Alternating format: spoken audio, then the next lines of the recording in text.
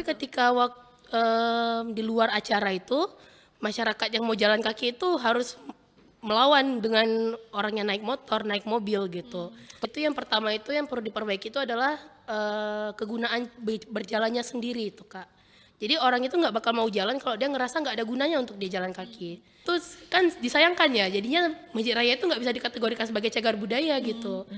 Padahal Masjid Raya itu sejarahnya sangat panjang, mulai dari dulu dia sempat jadi seperti universitas. Bilang sebenarnya kalau mau saran ekstrim dari aku itu cabut aja subsidi itu semua.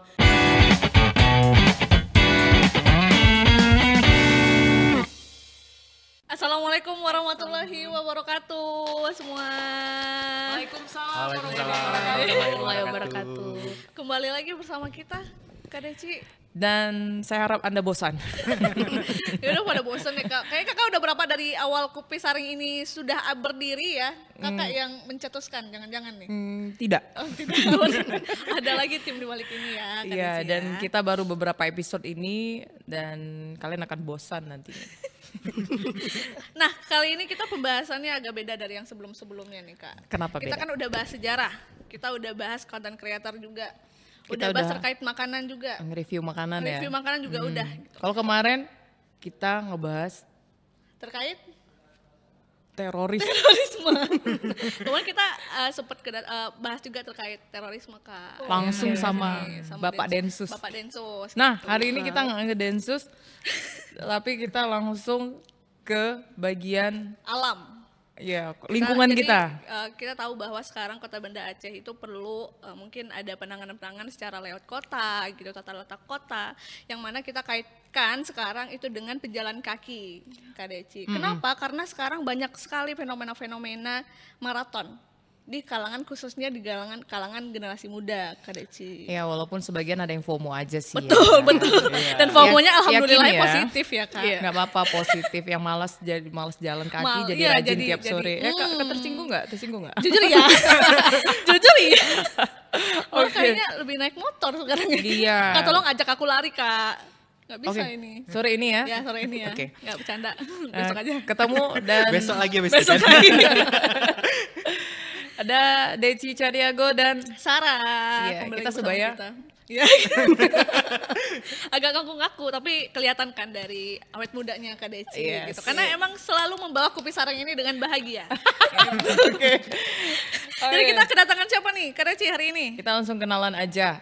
Ada Kak Sri Anggina Harahap ya, dan juga Abang Muhammad Hafiz Rizky. Halo, Kak Angga. Kak Anggi. Sorry Kak, tipu. Kak Anggi dan Bang Rizky. Ya, ternyata salah sebut bisa jadi Kak Angga. Masih beda gender Kak. Enggak, Sri Gimana Anggina. untuk hari ini, sehat Kak Anggi? Oh, agak Begitulah, mikir Kak. nih. Kita lihat cuaca Biasa. seperti sekarang kan. Cuacanya labil ya. Iya bener, labil banget. Udah kayak Bang remaja. Rizky. Sehat. Sehat. Alhamdulillah. Oke, kita pengen tahu dulu nih latar belakangnya. Betul. Kalau Kak Anggi sekarang sebagai apa? Kalau yang kita ketahui kan ini ada aktivis lingkungan ya. Sorry, bukan. Penggiat konservasi kota. Betul. Yang artinya ini juga, konservasi kota dari Arsitektur Universitas Syahkuala. Koreksi dikit Kak, sebenarnya kami masih di bawah arsitektur, tapi aku fokusnya tuh di prodi perencanaan wilayah dan kota. Ini khusus tata ruang Ya, lulusan dan di bagian sebagainya. tata ruang, dan sekarang aku ini sedang persiapan untuk lanjut master di University of Toronto, Kanada. Wow. Insya Allah berangkat Sabtu depan. Bentar lagi. Kan nggak mau bawa kita. Aduh, Ada kursi maaf. lain. Next kita ya, karena kita Ini Toronto dong. juga, tapi bagian selatan. Oke, dan ini berarti sambil nunggu keberangkatan, ngisi dulu podcast bareng kita. Iya, harus sebelum pergi ya. Kamu berapa tahun rencana di sana Kak? Insya Allah paling cepat itu 2 tahun. Oke, dua Paling tahun cepet balik ya? ke Banda Iya, Aceh ya. Balik ke Banda Aceh pasti. Oke, Pas balik, Nggak warrior. diharuskan itu. Diharuskan. Kita membangun Banda Aceh. Oke, dan menariknya di sini juga Bang Rizky sebagai aktivis lingkungan. Jangan dibilang aktivis, itu berat kali. Apa nih yang cocok nih? Tergabung di komunitas. Tergabung di Komunitas. komunitas. Ya, kalau aktivis kenapa berat? Menjadi beban kah? Terlalu beban, nanti dibilang wahabi lingkungan. Bilang ahli lingkungan ya. Ahli lingkungan ya. Ditanya tanahnya terbuat dari apa gitu. Ya, Nggak apa-apa lah ya, mungkin ke depan coming soon-nya jadi aktivis muda. amin. Amin. Lebih baik dibilang mahasiswa gabut aja, Kak. Oh, mahasiswa tapi gabut. ada positifnya ya. Sisi Bergabung di positifnya. komunitas. Oke, back to Topik. Dan kejauhan. tadi kita ngomongin konservasi. Apaan sih? Apa itu konservasi kota Kak sebenarnya? Yes. Mungkin dari Kak Anggi. Ya kalau kita ngomong konservasi itu kan persepsi orang itu beda-beda ya. Dan orang lingkungan itu bakal ngomong konservasi itu soal lingkungan. Kita menjaga taman, kita menjaga ruang hijau, pohon, ruang biru dan lain-lain. Ketika kita ngomong sama anak sejarah, mereka bakal ngomong kita melindungi cagar budaya, kita melindungi situs sejarah dan lain-lain. Tapi ketika kita ngomong dalam konsep kota, sebenarnya semua fragmen-fragmen ini nggak boleh dibeda-bedain gitu. Karena semuanya harus disatukan untuk menciptakan kota yang lebih tangguh. Misalnya nih, kita cuma konservasi misalnya di Banda Aceh. Di daerah Taman Sari itu kan rawan banjir ya sebenarnya. Iya. Nah, kemudian kita konservasi itu cuma di kawasan gunungan, kemudian menara telepon dan lain-lain. Tanpa kita mempedulikan kalau sebenarnya ada ancaman banjir nih di daerah Taman Sari. Nah, ketika kita memfragmentasi pembangunan atau perlindungan cuma di satu bagian, melupakan bagian yang lain, ini berbahaya untuk kota sebenarnya.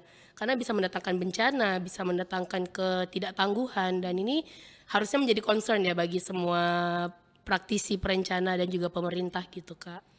Oke, nah kalau kita ngomongin konservasi, otomatis kan itu kayak tadi, bukan satu hal aja atau satu aspek, dan itu banyak aspek yang harus kita benahi gitu ya, termasuk tadi rawan banjir dan sebagainya. Tata kotanya Nah, seperti apa? kalau kaitannya dengan kayak penggiat pecinta olahraga, salah satunya maraton, orang yang pengen sehat, itu juga kalau bagian dari pelarian, bukan pelarian, Pelarian, Kak. pelarian. Lari.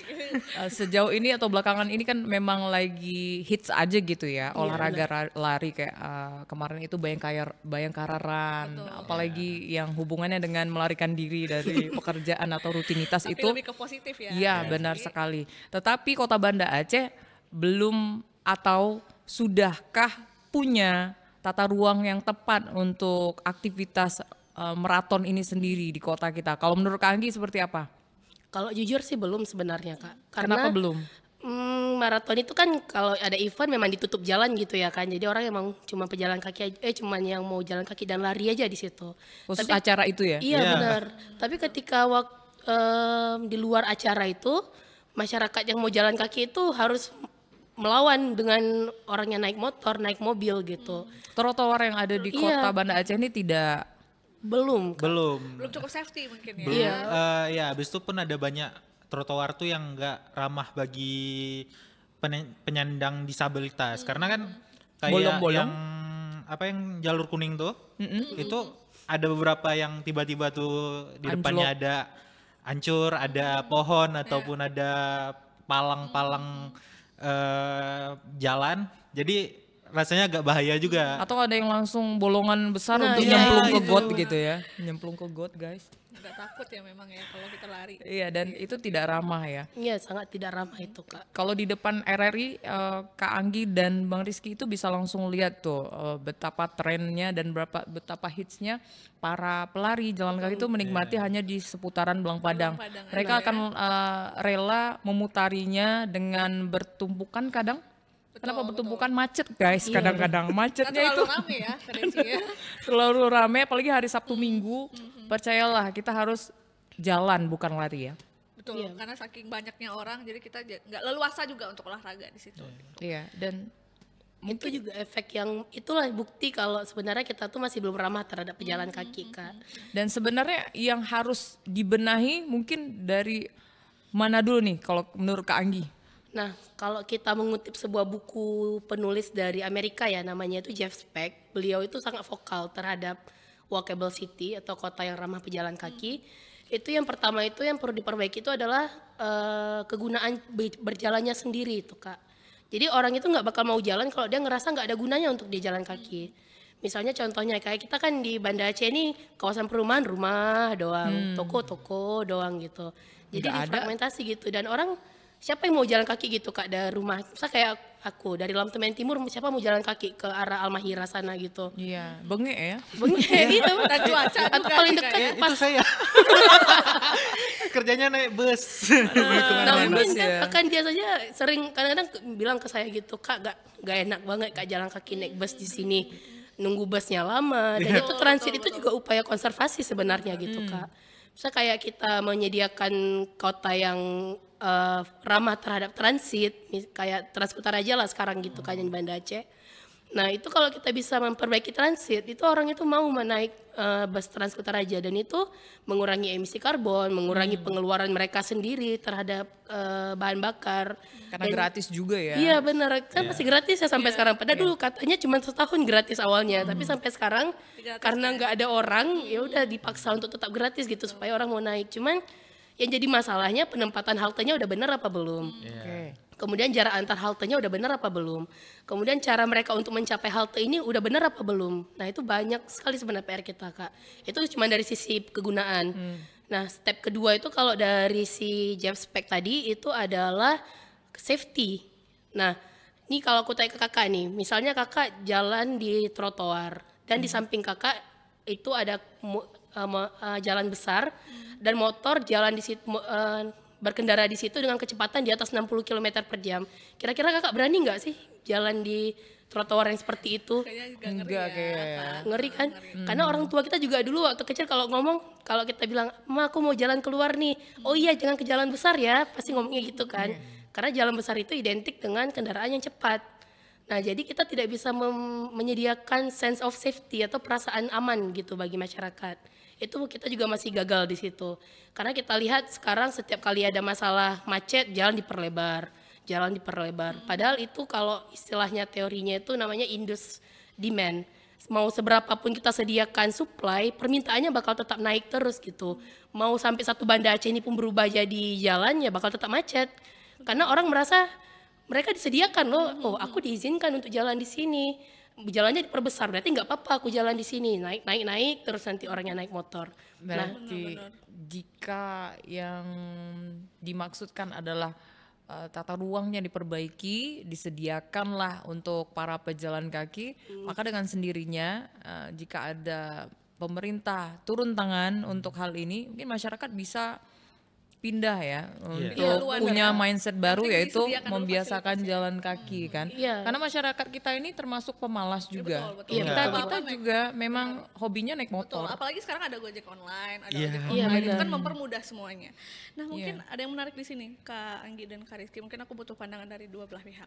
Jadi kan sekarang itu transportasi umum kita lihat di Aceh itu juga nggak banyak ya, Kak Deci ya? Enggak. Enggak. Cuman Transkutaraja. Transkutaraja itu pun sekarang 1, 2, 3 aja sekarang yang Iya. beroperasi. Nah itu kenapa sebenarnya? Apakah itu karena masyarakatnya yang sekarang sudah memiliki kendaraan pribadi atau memang dari pemerintahnya tidak menyediakan? Karena pun mungkin kita lihat di Jakarta deh, itu kan ada yang namanya Trans Iya. gitu kan, dan operasinya memang setiap waktu bisa digunakan gitu. Sedangkan di sini kita lihat aja Transkutaraja-nya cuma beroperasi sekali 2 kali aja gitu, kayak kita juga tidak ada fasilitas untuk itu gitu. Sebenarnya antara masyarakatnya atau dari pemerintahnya? Mungkin dari Kak Anggi Dari dulu. Boleh. aku aja dulu. Ah, kalau boleh, nggak. silakan. Kalau dari aku sendiri sebagai penggunanya sehari-hari itu sebetulnya salah satu hambatannya kenapa masyarakat umum nggak naik karena udah terlalu jauh. Dulu kan mahasiswa ataupun pelajar rata-rata kan naik labi-labi. Itu mereka masih banyak tuh, labi-labi itu masih satu kali jalan tuh full setiap kali berkendara. Tapi kan dengan perkembangannya zaman sempat ada kekosongan di beberapa tahun. Jadi masyarakat tuh lebih memilih untuk pindah ke kendaraan pribadi. Karena nggak ada transportasi umumnya itu udah kurang baik. Udah nggak terlalu nggak safety lagi bahkan. Oke. Makanya sekarang udah sangat jarang dilihat orang-orang yang naik labi-labi. Kalaupun ada mungkin 1-2. Untuk Transkutaraja pun nggak semua titik yang biasanya banyak orang itu nggak dijangkau, kayak misalnya daerah saya dulu di Ulele itu, tapi bagian belakangnya kan nggak dilewati dengan Transkutaraja. Baru-baru ini aja yang dilewati. Habis itu pun harusnya yang paling banyak menggunakan transportasi umum itu kan mahasiswa, siswa Pelajar, ya. SD, kan mereka sekarang lebih beralih ke kendaraan bermotor. Apalagi anak SMP yang udah naik, mereka padahal belum punya tuh SIM. Biasanya tuh di zaman saya sendiri, taruhnya tuh di bagian belakang sekolah. Oke, ketahuan ya dia pengalaman pribadi nih. Pengalaman pribadi. Karena itu supaya nggak ketahuan aja bawa motor. Oke. Iya. Kalau membolong boleh. Kalau kena razia, bapak mamanya yang ngurusin. Bener lagi, mau bapaknya. Siang-siangnya habis itu cabut. Wah, itu benar. Karena langsung gas ya, Iya, jadi langsung gampang. Kalau upaya itu mungkin ya, kalau seandainya diberikan contoh dulu agar transportasi umum ini bisa lebih baik lagi, mungkin dari pejabat-pejabatnya dulu yang datang ke kantor menggunakan kendaraan umum. Betul. Jika ada contoh-contoh yang dari pejabat kita atau dari pemerintahan, mungkin masyarakatnya juga Bakalan aware mengikuti ya, Kak. ya, bakal mengikuti dengan sendirinya. Tapi kalau dari segi Kak Anggi sendiri seperti apa? Kalau ditanya dari pemerintah atau dari masyarakat, jawabannya sebenarnya dua-dua, Kak. Kita masyarakat udah terlena dengan kendaraan pribadi, pemerintah pun udah abai gitu dengan masalah ini. Bukan abai ya, mungkin lebih ke udah bingung mungkin sebenarnya gimana sih cara kita untuk menarik supaya masyarakat itu mau naik transportasi umum. Nah, seperti yang Rizky bilang tadi, kita sempat punya kekosongan nih kendaraan umum, apalagi pasca tsunami ya. Itu dan juga kayaknya labi-labi itu terakhir aku lihat masih aktif beroperasi itu atau ke SMP itu di bawah tahun 2013-an deh. Nah, kemudian setelah itu labi-labi kayak hilang gitu karena juga mereka nggak profit lagi. Anak-anak udah pada bawa kendaraan sendiri. Nah, ini karena apa? Juga karena efek mudahnya kita untuk membeli kendaraan bermotor di Indonesia sebenarnya, Kak. Iya, benar. Dan juga pajak yang murah, BBM-nya disubsidi, jadi kayak dipermudah kita untuk memiliki kendaraan pribadi. Kalau di negara-negara lain itu susah banget dapat kendaraan pribadi, apalagi mobil. Karena apa? Harganya mahal, kemudian pajaknya mahal, dan bensinnya juga nggak disubsidi gitu. Aku sebenarnya pernah dulu ngobrol sama dosen dan sama teman-temanku, aku bilang sebenarnya kalau mau saran ekstrim dari aku itu cabut aja subsidi itu semua. Cuma itu terlalu ekstrim. Dan juga kalau emang mau melakukan hal se-ekstrim itu, maka pemerintah juga harus berani menyediakan hal yang ekstrim, yaitu kendaraan umum yang benar-benar memfasilitasi semua kebutuhan masyarakat gitu. Karena kalau kita mau mengambil langkah ekstrim, maka solusinya juga harus lebih ekstrim gitu. Ya benar.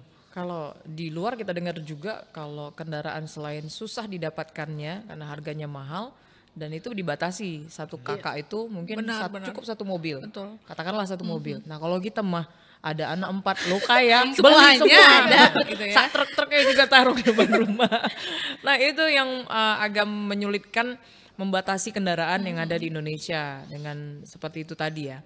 Tidak ada pembatasan yang jelas dari pemerintah. Iya, Boleh lah, oke kalau BBM-nya disubsidi ya Kak Anggi. Tetapi kendaraannya dibatasi. Satu kakak cukup satu mobil kah gitu. Dua Bener. motor. Dua motor atau bagaimana yang baiknya, yang kecukupan yang dibutuhkan dan dilakukan perbaikan fasilitas umum tadi.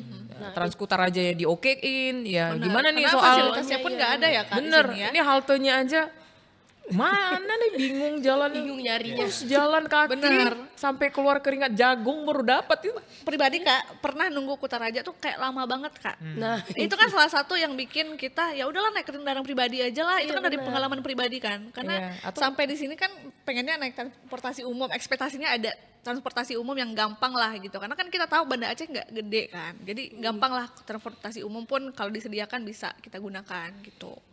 Bener. Sebetulnya salah satu solusinya tuh kayak yang di Jakarta. Jadi labi-labinya versi Jakarta apa namanya? angkot. Angkot itu kan dialihfungsikan jadi Jaklingko kalau nggak salah. Betul, itu gratis Jadi, juga. Abis nggak gratis kita. Gratis. Oh, ada Gratis ya? kartunya. Gratis, tinggal tap aja nggak kepotong e-money-nya. Oh, tapi mereka itu jadi dari pegawai yang dulunya supir-supir angkot kan alih fungsi jadi supir Jaklingko. Jadi tetap ada dan itu bisa nyampe ke daerah gampung-gampungnya. Ya, Oh, iya, gang-gang betul, kecil betul. ya. Gang-gang gang kecil tuh kecil. bisa masuk tuh. Iya benar. Kalau trans itu kan terlalu gede. Terlalu besar dan mampirnya di jalan besar Iya kan. benar, karena kalau teorinya itu namanya feeder istilahnya. Feeder itu adalah kendaraan yang lebih kecil yang tujuannya itu menjangkau ke kawasan-kawasan yang lebih remote daripada jalan besar. Dan juga sebenarnya dulu dosen saya itu selalu nyebut Transkutaraja itu sebagai gajah biru gitu. Karena dia bilang sebenarnya itu terlalu besar untuk level kota yang masih kecil seperti Banda Aceh gitu. Sebenarnya versi labi-labi yang oke-nya. Iya benar, karena dia bisa menjangkau kemana-mana gitu kan. Dan juga dengan armada yang lebih banyak itu seperti masalah kekurangan, sebenarnya kan masalah delay ini ada masalah di kekurangan armada juga. Jadi kalau seandainya labi-labi itu kan pengadaannya tuh lebih murah, kemudian juga lebih cepat. Jadi ya delay itu bisa dihindari. Dan ini juga ingetin aku ke London sebenarnya Kak. Tahun 2000, di awal tahun 2000-an itu jantung kota London itu sangat macet gitu Kak. Sampai orang tuh bergerak itu hambatannya tuh lebih dari 15 menitan. Dan pemerintahnya tuh ngatasin dengan pengadaan jalan tol di dalam ini. Jadi kalau kita mau masuk ke dalam jantung kota London itu kita harus bayar sekitar $15 di masa itu.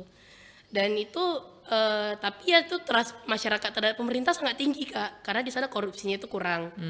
Jadi karena itu masyarakat mau membayar gitu, karena uang yang didapatin ini yang triliunan tadi itu mereka alih fungsikan lagi untuk transportasi umum. Dari situlah lahir bus-bus London gitu. Itu mah kelihatan ya. Apa tuh Kak? Kelihatan apa tuh Kak? Pola pikirnya aja udah Oh, beda iya, ya. benar, Mindset betul. korupsinya kagak ada di Iya, sana. betul. Iya, Ya betul. udah, Fasilitas kalau yang kita disediakan, udah deh ya ya. pasrah aja. Lebih ke pasrah dia. Coba kita di sini buat gitu pasti masyarakatnya ngomong ini uangnya kemana nanti Betul, dikorupsi lagi, palingan untuk pemerintah udah gitu-gitu. Padahal belum lagi kejadian tapi masyarakat udah seuzon gitu ya kan. Ada trust issue dengan pemerintah ya. Iya, trust issue itu sebenarnya yang perlu diperbaiki juga. Ini PR besar sebenarnya, nggak cuma untuk Banda Aceh tapi satu Indonesia ya. Baik, kalau kita ngomongin tentang maraton sendiri, padahal itu kan adalah olahraga yang murah ya. Masyarakat tidak perlu mengeluarkan biaya yang mahal seperti nge-gym dan sebagainya. Betul. Kita hanya butuh tempat Tempat dan dan niat ruang ya. dan juga keamanan. Nah tadi tuh ya kali kita di pinggir jalan depan, katakanlah depan museum tsunami kita jalan, lo nggak lo di stand Ngapain kita? Kayaknya kita yang diinin deh. Kak, kagak orang. berani pasti jalan di pinggiran benar, juga benar. kagak tak berani kan. Agak takut ya kalau kalau Nah itu rame tadi ya. makanya mungkin masyarakat lebih milih kayak di dalam area Belang Padang Iya. yang akhirnya menumpuklah ketika hari Sabtu weekend ya ataupun sore ya sore mungkin Kak Anggi atau Bang Rizky lewat situ udah pasti Rame ya. tuh rame. Gak sanggup lewat di situ kalau Iya sore. makanya bukan jalan kita hanya memahami orang-orang yang lewat. Kita ngelihat aja fenomena ini ya kayak. Tua di jalan kita. Tapi ini Oke. Kak Rizky, Kakak kan sebagai di komunitas berarti ya? Iya. Boleh diceritakan dulu nggak komunitasnya apa, terus tentang apa gitu? Kalau Berbalik. saya sendiri itu di Adhour sebagai public relation PR-nya. Kami juga dalam waktu dekat ini kalau nggak salah ada kegiatan di Kerangpar Aceh Tengah itu konservasi gajah karena udah dekat juga Hari Gajah senasional, internasional. Kalau saya sendiri sekarang juga lagi ada di forum kolaborasi komunitas sebagai PIC.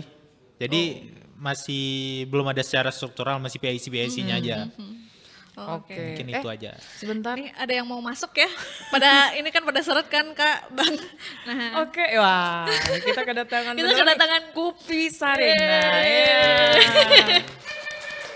Seriusan, makasih berdua, nah gitu, berdua kok ada doang. suara- Lah kita kan dikasih kopi. Gak apa Kak, kita Kak puasa dulu, tahan dulu. Oh ya, Nanti kita baru pakai kita cangkir bablas. yang besar guys, jadi nggak bisa minumnya. Atau mau dicicipin Boleh, dulu, dicicipin boleh dulu loh Kak. kopinya Kak Anggi. Kak Anggi, Kak Rizky. Karena Pada ngopi kan Kak Anggi? Oke. kalau kita butuh cangkir besar jadi memang nggak disediakan. Oh, gitu ya, ada suaranya nih Kak. Oke. Ada yang minta itu tadi di belakang. Siapa yang minta? Weh, mie instan, lu jangan iklan deh. Oh iya lupa Jadi mana sponsor. Tit nanti ya. Nanti ditit ya siapa yang ngedit. Udah iklan dulu kan? Udah aman, udah Aman. aman Aman, kan aman. ini Oke. nih. Oke. Tadi ngomongin komunitasnya Bang Rizky, Earth Hour. Iya. Dan sudah lama bergabung di EH. Nah, kan ada aja emang singkatannya aja. Kak Desi ya. Ya, di Dari EH ya. 2023 kemarin tuh masuk. Oke, 2000. Jadi EH itu ada kegiatan tahunan namanya Switch Off, di mana tuh kami matiin lampu. Jadi kalau ada Setiap bulan April ya? iya Maret. Maret. Oke. Kemarin di hari di bumi bulan ya? puasa. Di Hari Bumi ya? Iya. Iya benar. Kebetulan kemarin tuh sempet di Taman Sari, jadi kami matiin. Mungkin selama 1 jam ada yang ngerasa kalau Tapi lewat itu gelap. nggak matiin tiba-tiba tetangga ada dicetek gitu enggak kan? Enggak. Kami minta tolong Tiba-tiba PLN. ngintilin di rumah tetangga. Itu ketersediaan apa tuh ngajakin atau harus matiin langsung dari PLN? Ngajakin sih. Ngajakin lebih tepatnya. ya. Kesadaran di waktu itu Kesadaran, ya. oke. Ada yang sadar? Kalau kita nanya ada yang nggak sadar nggak terkait hal itu? Ada yang sadar. Oke. Dan tadi untuk kegiatannya Apa aja Kak yang bisa mungkin Hari-hari. kita kaitan dengan event maraton tadi mungkin dari itu ada juga membernya. tergabung. Tergabung di FKK juga. Jadi FKK tuh ada dari 2014 setelah event kota kita sampai 2016. Itu lebih kayak nyatuin beberapa komunitas. Jadi buat event-event sama-sama kayak yang dulu itu kalau nggak salah HPSN yang bersih-bersih sampah sebelum adanya WCDAC itu di FKK dulu yang mengusungnya. Oke. Oke. Kalau nggak salah dulu itu di Pantai Ulele sebelah sana.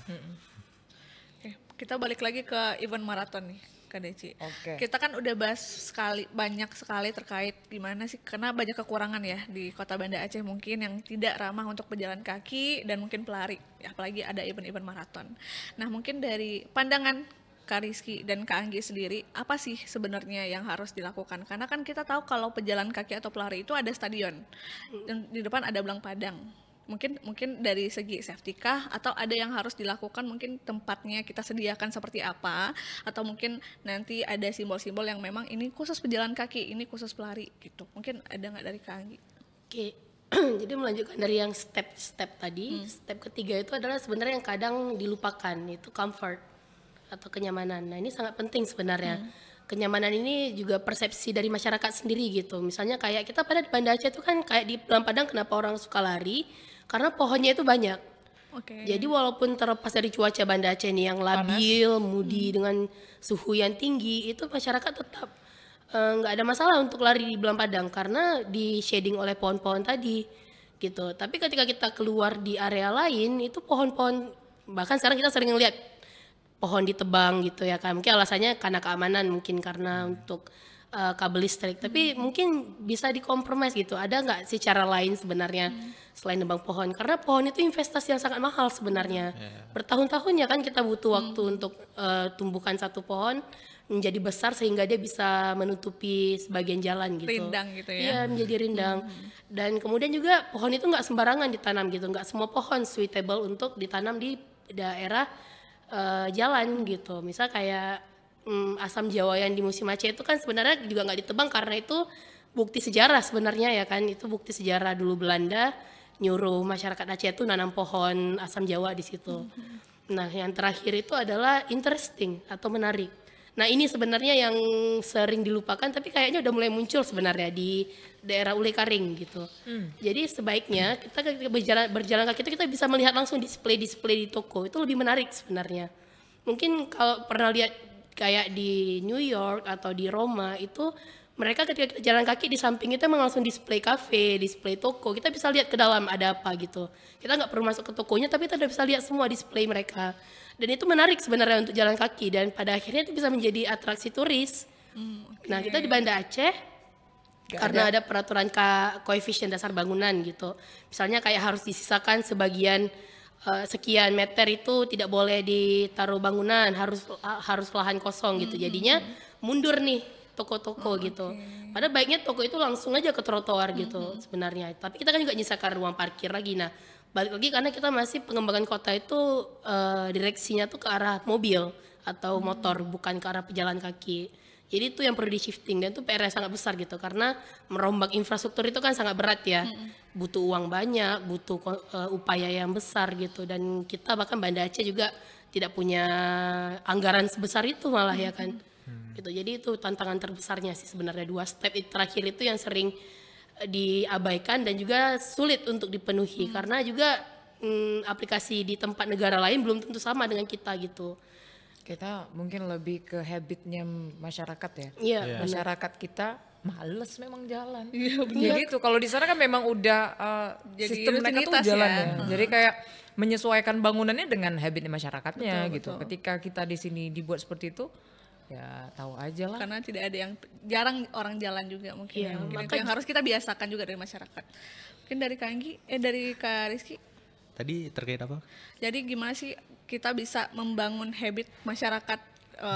Bisa nggak kita menyediakan fasilitas mungkin dari pemerintah yang aman untuk pejalan kaki? Apa sih yang harus dilakukan sebenarnya? Ya balik lagi habitnya tuh kan emang harus dipupuk dari kecil. Jadi anak-anak siswa sekolah itu lebih baik kan disarankan untuk naik transportasi aja ataupun jalan kaki kalau rumahnya tuh nggak terlalu dekat. Apalagi Minimal kan naik sepeda ya. Iya, naik sepeda. Apalagi kan kemarin juga sampai sekarang apa? Masih zonasinya kan masih ada. Oh, oke. Jadi kan rumah tuh harusnya nggak terlalu jauh lah. Dalam satu kampung atau 2 kampung kan ada sekitar 1 sekolah. Itu rata-rata juga kan anak-anaknya naik motor. Jadi mungkin rekomendasi atau keharusan bagi anak-anaknya tuh untuk jalan kaki atau naik sepeda. Jadi habitnya tuh dari kecil sampai gede. Apalagi kalau udah ada kayak tren-tren sekarang kan, tren yang positif gini pasti orang FOMO-nya ke situ bagus. Jadi tuh habit tersendiri juga. Ya ngurangi angka kecelakaan juga kali nggak sih? Iya, Karena anak-anak ini nggak punya SIM ya. Ya, karena banyak yang sekarang kita lihat Kak di jalan banyak sekali anak-anak yang tidak mematuhi atau peraturan lalu lintas, Iya. Itu ngebut-ngebutan. pakai motor listrik yang bebas. Benar, benar. Itu Pusing motor listrik itu agak lebih bahaya. lagi, karena nggak ada suara sama sekali ya kan. Benar. Betul, betul. Hanya Kadang ada kita nggak sadar kering-keringnya itu. mereka tiba-tiba udah ada gitu di samping. Dan Apalagi kalau kita ngebut ya. Iya, bonceng 3 lagi. Yang 3. Bisa tuh motor listrik yang 3. tanpa helm lagi. Kebayang ya, tidak ada safety dan juga mungkin kayak edukasi di orang tuanya juga nggak nyampe. Gitu. Dan Habitnya juga nggak dibangun dari kecil ya Kak. Juga secara kultural ya, atau bukan kultural sebenarnya, kebiasaan. Karena kita kalau coba, saya pernah itu nyoba jalan kaki dari RKU dulu waktu masih kuliah di Unsia, dari RKU ke gedung teknik. Itu pada niatnya mau pengen jalan kaki gitu, sengaja ninggalin motor di teknik supaya bisa jalan kaki. Tapi waktu jalan malah ditawarin tumpangan sama orang, karena dianggap kasihan gitu. Nggak apa-apa Kak, naik aja gitu, kasihan ngelihat orang jalan kaki gitu. Karena kita sih nggak biasa gitu. Benar. dan mungkin tuh kayak dulu kalau ada labi-labi tuh jarak-jarak antara kampus tuh jauh ya. Dari misalnya kayak Unsiah katakan, itu kalau udah masuk antara fakultas aja jauh-jauh gitu.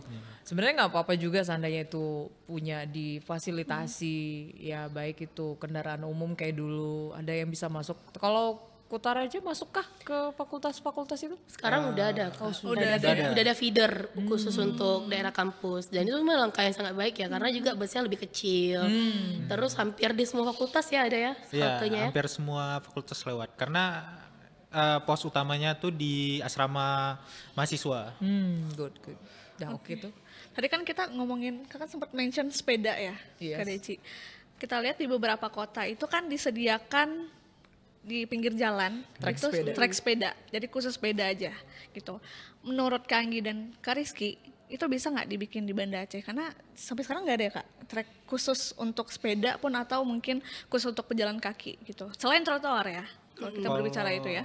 Trek sepeda kayaknya ada dulu yang di Ulele. Di Iya, Ulele. sempat ada, Iya, tapi sempat nggak ada. lagi ya. Oh, sempat Tapi ada. sempat ada tapi nggak terlalu digaung-gaungkan. Cuman ada apa ya? Sebaris aja ya. Cuman sebaris aja gitu aja. Itu pun lebih banyak dilalui dengan kendaraan bermotor. Oke, nggak ada penghalangnya juga berarti. Iya. Ya, atau pedagang kaki lima numpang jualan. Nah, itu juga sering gitu. Disalahgunakan malah ya. Bener. Trotoar tuh rata-rata sekarang bukannya untuk pejalan kaki malah untuk penjual. Sebenarnya tidak terlalu masalah. Kalau trotoar itu bisa dimanfaatkan juga untuk orang berjualan dengan syarat trotoar itu cukup luas gitu untuk masih bisa menampung orang yang mau jalan kaki. Karena justru kalau ada aktivitas di trotoar, orang lebih senang berjalan kaki di situ. Iya. Nah, Jajannya lebih banyak. Jajannya lebih banyak, iya. Itu meningkatkan perekonomian loh, walaupun kitanya juga makin ya seperti itulah kan. Makin ya. Makin sehat ya. Semakin sehat, tapi setidaknya ada aktivitas perekonomian di situ gitu. Oke, kalau dari kota kita Banda Aceh, selain kalau ini kita tahu Blang Padang karena lapangan dan juga stadion.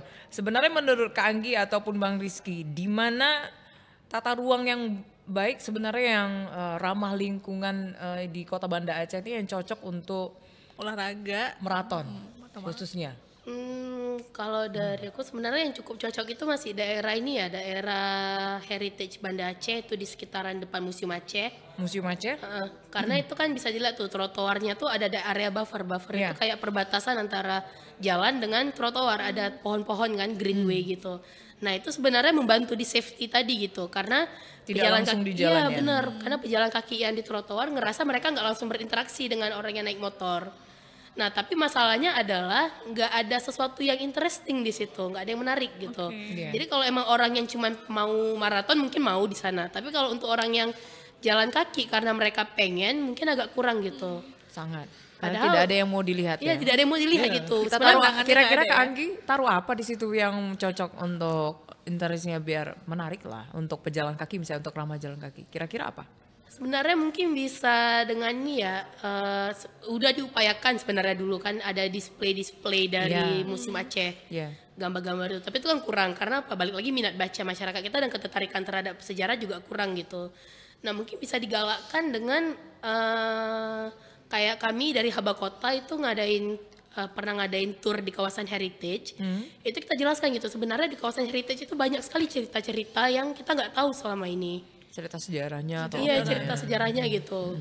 Jadi mungkin bisa menarik minat masyarakat dari situ gitu. Mungkin pemerintah bisa menyediakan informasi atau situs sejarah gitu. Dulu di sini pernah ada kejadian seperti ini.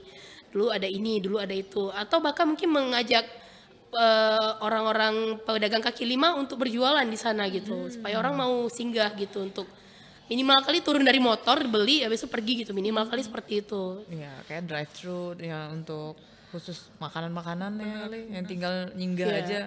Tapi bukan Tinggal drive thru ngambil ya. ya. Drive thru ya buat jalan kaki nggak ada pakai ngedrive lah.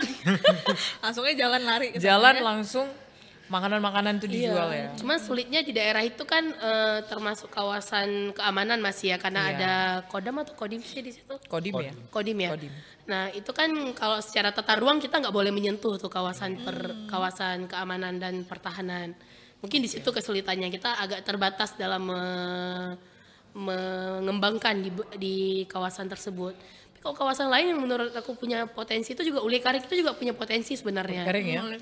Karena dengan kalau kita lihat display tokonya itu menarik gitu, semuanya pakai kaca kita bisa lihat ke dalam ada apa. Cuma mungkin ruang parkirnya terlalu besar, jadi agak sulit kita untuk langsung lihat ada apa sih di toko itu. Tapi udah mulai ke arah sana. Jadi Ketutup sama kendaraan-kendaraan juga ya. iya sayang gitu kan. Kenapa nggak kendaraannya tuh parkir di belakang kayak kalau emang mau membuat tempat parkir Iya, terus bener di tuh. depannya biar display mereka gitu. Mungkin bisa dirombak dengan kebijakan dari pemerintah mau dibawa kemana gitu arahnya. Iya memang sebenarnya perombakannya harus tanpa ada kendaraan itu ya. Iya. Mungkin masyarakat yang di Uli Karing aja gitu melakukan kayak pembelian-pembelian yang ada di seputar kota mereka sendiri dengan jalan kaki gitu ya. Iya, Kita Nggak letaknya disuruh juga juga Uli Karing dibersihin. jalan kaki ke Baitur Rahman begitu ya. Ya malah di seputar kota mereka sendiri gitu. Iya minimal di kawasan sendiri gitu. Benar. Dan juga kita sebenarnya sebagai masyarakat kita kan bisa mengajukan demand gitu ke pemerintah. Kita nggak cuma minta pemerintah ngadain, tapi kita juga nunjukin kalau kita butuh. Contohnya seperti jalur sepeda tadi. Karena nggak ada yang menunjukkan mereka butuh jalur sepeda, pemerintah merasa ini tidak butuh gitu. Nanti kita buat cuma dibilang buang-buang anggaran gitu. Pemerintah kan juga takut dengan sentimen-sentimen masyarakat. Jadi masyarakat dulu nunjukin kami maunya ada A, B, C, D. Kami butuh A, B, C, D. Dari ketika masyarakat mau jalan kaki, kemudian menyuarakan kami jalan kaki nggak nyaman di sini. Baru mungkin pemerintah bisa ngambil tindakan, baru mengadakan riset. Karena kita kan kalau di sini tunggu viral dulu ya. Tunggu ada kasus dulu. Tunggu ada mungkin kasus ya. dulu, baru ini, baru Minimal selesaikan. FYP geng. FYP bener. Minimal Ya, viral dulu. Kalau Bang Rizky sendiri pernah nggak dengar kalau misalnya ada kayak satu diskusi dari masyarakat ke pemerintah untuk melakukan seperti tadi tata ruang yang ramah untuk pejalan kaki misalnya atau sepeda kah? Kalau saya pribadi kayaknya masih jarang karena orang-orang pun Pernah? masih Kira-kira pernah? Belum ya. belum. Sebenarnya itu sih yang kami sedang mau ngadain dari Haba Kota. Oke. Karena kami juga mau buat diskusi terkait hal tersebut. Mungkin bisa kakak jelasin kayak mana kegiatannya? Oke, jadi Ini kapan nggak? tanggal 12 Agustus ini Kak. Oh, oke. Itu bertepatan dengan Belum ada. Nggak ada dengan Nggak ini ada. Kak. Jadi emang kegiatannya kita Minggu diskusi depan ya? minggu Minggu depan ya depan, Kak, oke. Selasa depan. Jadi emang sebenarnya awalnya aku kan kebetulan aku juga sebagai founder Haba Kota. Itu aku dirikan tahun 2023. Itu karena waktu itu semua aku habis kuliah, selain kerja aku mikir kan, ini apa ya yang bisa aku lakukan sebenarnya gitu. Mau gabung ke komunitas, aku mungkin bisa masuk ke lingkungan, bisa masuk kemana-mana. Tapi yang untuk di bagian urbanisme itu nggak ada gitu tentang kota. Sementara kalau kayak di Jawa itu udah banyak gitu yang bagian kota. Ya udah coba aku buatlah Banda Aceh, buatlah Haba Kota ini gitu. Nah, jadi kami udah sempat mengadakan beberapa kali diskusi dengan akademisi, tapi kadang-kadang yang masih kurang partisipasi itu dari pemerintah gitu. Karena kan sama aja kita diskusi ngomong-ngomong gitu, tapi nggak ada pemerintah yang nampung aspirasi, ya lepas juga gitu nanti hasil diskusi dari masyarakat. Dan sejauh ini misalnya pernah ngelakuin diskusi nggak yang serupa atau mirip-mirip begitu, dan adakah seperti solusi ataupun sudah? Pernah Kak, jadi kami pernah ngadain diskusi itu udah 3 kali. Yang pertama itu topik kita itu tentang grey infrastructure, itu tentang infrastruktur abu-abu. Kalau seperti tadi lah, jadi kita tuh kalau buat pengembangan kota tuh abu-abu terus gitu, kita nggak mikir yang hijaunya gitu. Terus kita juga pernah sempat ngadain Ramadan dan kota, itu kita bahas fenomena gimana Ramadan itu mempengaruhi kota gitu, kayak kemacetan, habis itu aktivitas ekonomi yang melonjak tiba-tiba dan lain-lainnya. Dan yang ketiga itu kita bahas tentang Penayung sebenarnya. Penayung itu kan seperti sekarang udah seperti tempat mati ya, udah nggak ada aktivitas apa-apa lagi semenjak dipindah ke Al-Mahira. Iya. Sebenarnya bisa kita apakan Penayung itu. Nah, yang keempat ini kita bakal bahas tentang konservasi kota. Itu terfokus ke hasil dari kami tur kemarin Kak. Jadi kemarin kami tur di kawasan kota lama Banda Aceh itu di sekitaran Masjid Raya.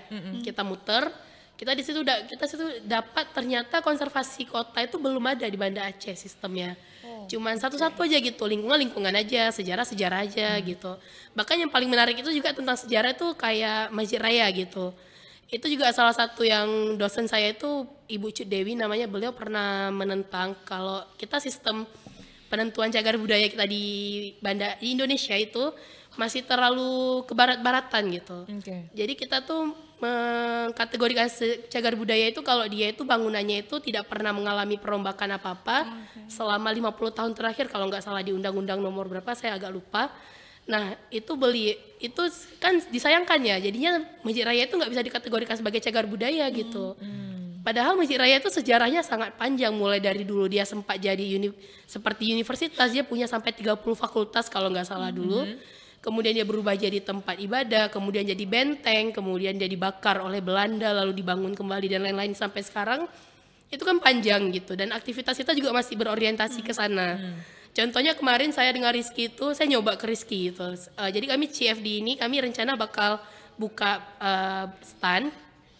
Itu kami bakal ngajak masyarakat untuk layout kotanya sendiri gitu. Kotanya emang kota fiktif, tapi ketika kami coba itu ke Rizky coba layout kota ini gitu. Dan dia langsung naruh masjid itu di tengah, di pusat gitu.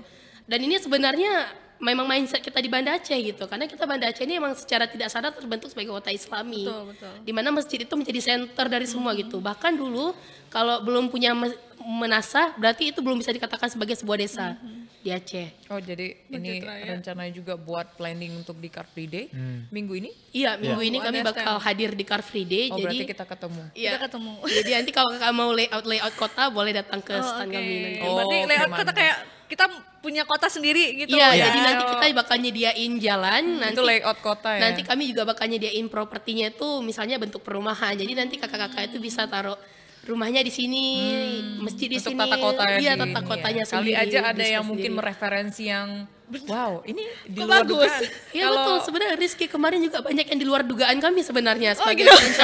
sebagai di luar perencana nalar kota kami kayak iya juga ya, alasan dia iya juga ya gitu. Karena kan terkadang perencana kota ini butuh perspektif luar gitu. Kalau layout betul. perasaan nggak ada ya kayak untuk Apa? mungkin menaruh di mana? Lagi curhat. Kakaknya lagi curhat. enggak. Kita joke saja.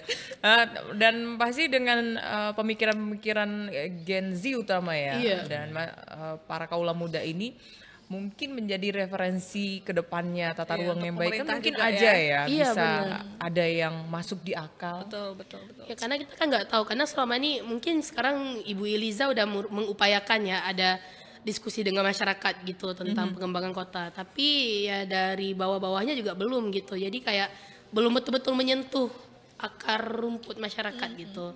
Sementara kita butuhnya perencanaan itu tidak cuma top down yang dari atas, tapi juga bottom up. Oke. Jadi masyarakat sendiri yang mengajukan, kami pengennya seperti ini loh, cuma kita belum tahu wadahnya ini kemana gitu. Mungkin dari sinilah kita mulai gitu pelan-pelan dari Haba Kota gitu, berkolaborasi dengan FKK juga. Oke, kalau Bang Rizky sendiri, mungkin kalau tadi kan sudah ada kayak rencana atau planning dibuatkan layout untuk masyarakat ataupun kaula muda. Kali aja punya inspirasi dalam pembangunan tata ruang yang dari Kota Banda Aceh. Selain itu, kira-kira konsep seperti apa yang mendukung perbaikan tata ruang yang ada di Kota Banda Aceh, tapi yang tentunya ramah lingkungan lah. Yang masih aman. Kalau dari ramah lingkungan sendiri, ya tetap harus masyarakatnya yang diedukasi duluan. Jadi kayak anak-anak tuh lebih dikenalkan dampak dari kegiatan mereka sendiri. Misalnya dari makan sendiri. Itu makan tuh biasanya kan masih ada limbah yang mereka hasilkan, limbah organik. Plastik. Limbah organik aja dulu. Itu salah satu limbah yang sebetulnya kalau ditumpuk itu berbahaya tanpa diolah.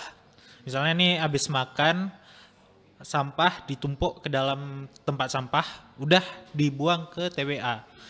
Habis di TPA kan nggak, di TPA Banda Aceh itu kan belum ada pengolahan secara lebih lanjut, ada mungkin tapi tidak seluruhnya. Apalagi kalau sampah-sampah organik yang udah kecampur dengan limbah anorganik kayak plastik, itu kan menghasilkan salah satu residunya tuh CO2. Itu juga salah satu yang menyebabkan akhir-akhir ini kita kepanasan, kehujanan. Itu salah satu dampak negatifnya. Mungkin dari anak-anaknya sendiri juga mulai bisa diedukasi terkait ini limbah makanan kita sehari-hari ini dibuang kemana? Kita olah sendirikah? Bisa jadi kompos, bisa jadi makanan untuk hewan peliharaan kayak ayam yang biasa kan di kampung-kampung daerah pesisir Banda Aceh itu masih banyak tuh yang pelihara ayam, bebek, Ternak ya? ternak untuk pribadi lah. Tapi ya kayak itulah, mungkin kita bisa mulai dari pembuatan lubang biopori di setiap rumah. Jadi di rumah-rumah itu sendiri kita mulai edukasi terkait pengolahan limbah kita. Jadi tanggung jawab kita itu sendiri, bukan kita nggak bisa selalu memaksakan orang lain untuk bertanggung jawab atas apa yang kita lakukan. Itu aja mungkin Kak. Oke, nah Berarti itu banyak sekali yang tetap saran-saran memang ya Kak. PR-nya itu Di kemana? pemerintah. Ya, Tetap harus di selain pemerintah dan pemerintah masyarakat ya. dan masyarakat, kerja sama masyarakatnya ya. Betul. Ada kebutuhan dari masyarakat, disitulah pemerintah memfasilitasi mungkin Iya, ya. benar. Oke, mungkin terakhir nih Kak Deci, karena kan kita udah bahas banyak sekali tadi terkait pejalan kaki, fasilitasnya seperti apa, kemudian sepeda gitu ya, terus tata letak kota yang aman dan baik untuk masyarakat itu seperti apa gitu. Nah, apa harapan dari Kak Anggi dan Bang Rizky mungkin untuk Kota Banda Aceh, entah itu 5 tahun ke depan, 10 tahun ke depan seperti apa? Khususnya mungkin untuk generasi muda yang sekarang sangat banyak sekali mengikuti event-event maraton ya Kak Deci ya sekarang. walk dan sebagainya. Yang sekarang udah Salturan mungkin ke depan sambil lari sambil salto ya. Nah, Kak Deci, nah. Ya kali aja. Ya, betul. Tapi harus punya ruang yang cukup aman ya. untuk para pegiat ini ya. Orang merasakan jalan kaki dan enak lari pas waktu ada acara-acara tertentu aja. Benar, benar. Pas enggak ya udah rebutan kita ya di depan ini. Siapa lu nyampe bisa lari. Kalau siapa gue. Telat ya udah makan batagor aja. Benar lagi. Gimana Oke, nih? mungkin ada pesan ataupun yang diharapkan dari pemerintah ataupun kerjasama dari masyarakatnya, Kak Anggi silakan. Kalau dari aku itu harapannya sebenarnya partisipasi masyarakat gitu. Jadi masyarakat itu lebih aware dengan lingkungan sekitar mereka, nggak cuman makanya jangan naik motor gitu. Karena ketika kita naik motor kita tuh nggak ngeliat kiri kanan, kita cuma fokus di jalan depan aja gitu. Tapi ketika kita mencoba berjalan kaki, itu banyak hal baru yang bisa kita pelajari sebenarnya dari kota. Kita bisa berinteraksi dengan orang lain gitu. Nah mungkin kembali lagi ke pemerintah juga gitu, memfasilitasi kebutuhan pejalan kaki ini. Jangan cuman waktu ada event maraton aja nih baru diadakan, kalau istilah itu traffic calming gitu, ditenangkan trafficnya supaya nggak mengganggu orang yang jalan kaki. Tapi kalau bisa mungkin kayak event CFD ini juga langkah yang bagus ya untuk mengajak masyarakat berjalan dan bergerak di hari Minggu, dan Jadi mungkin kalau ini bisa Car Free Day setiap iya, hari gitu setiap ya. hari boleh. Car Free Everyday. Cover everyday ya Kak. Tidak ada Ya, motor, mungkin tidak ada ya. mobil ya. Atau mungkin bisa dengan cara seperti London tadi gitu. Iya. Kalau mau masuk ke kawasan yang kira-kira terlalu ramai, misalnya kayak Belang Padang di sore dan di pagi hari, itu mungkin bisa dipajakin aja udah nggak apa-apa gitu. Kalau Tapi nanti jelas orang- ya. Tapi oh, jelas pajak. kemana Harus gitu. jelas. Ada pertanggungjawabannya ya. Nggak kan. bisa, kita tukang korupsi. Hopeless aja ya. Kita tolong dikat ya. Iya. Berharapnya kan seperti itu ya. Berdoa kan? kali aja bisa ya. Amin. Berdoa Bisa semua gitu. bisa mengubah segalanya. Dan kalau masyarakatnya keberatan dengan membayar, berarti nanti mereka nurunin anaknya dari jauh di tempat sebelum masuk gitu. Jadi si anaknya juga belajar untuk berjalan kaki. Ya, benar. Jadi dari kecil dia udah terbiasa jalan kaki, ke depannya pun dia juga nggak bakal keberatan lagi untuk jalan kaki. Karena kayak aku kemarin itu waktu aku di Depok selama 3 bulan itu shock sebenarnya, karena nggak pernah jalan kaki di sini, tiba-tiba di sana ini kalau naik Gojek 13.000 mending aku jalan kaki gitu.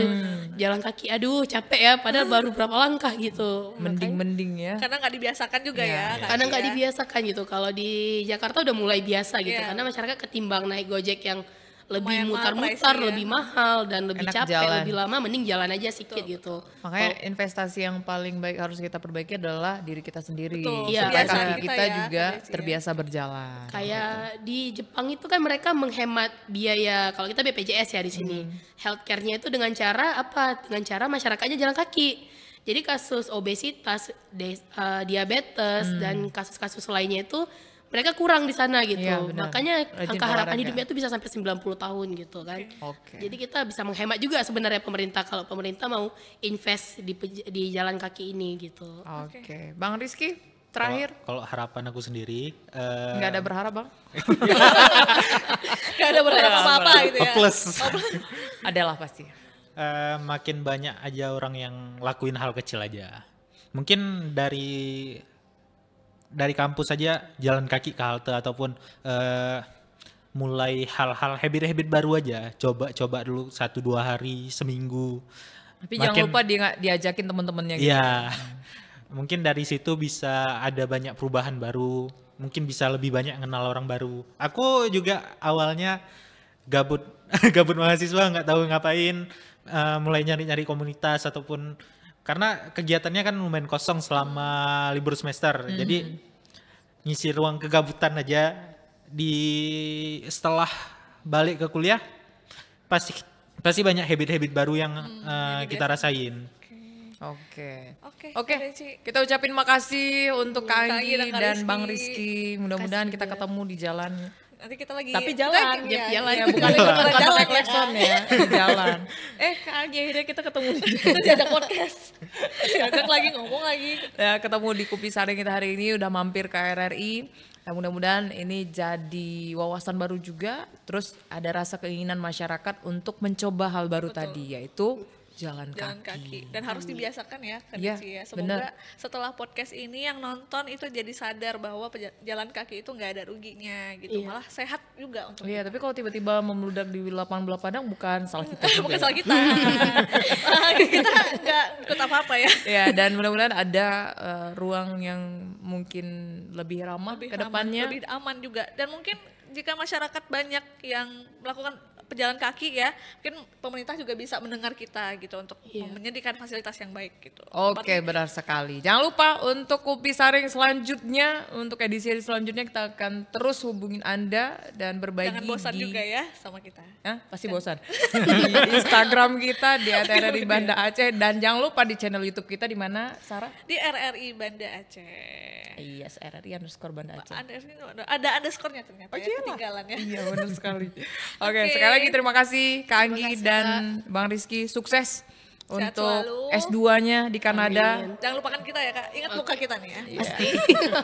Tonton podcast kita terus dan tentunya kita akan terus berbagi untuk Anda semua, berbagi Kupi Saring. Assalamualaikum warahmatullahi wabarakatuh. Waalaikumsalam warahmatullahi wabarakatuh.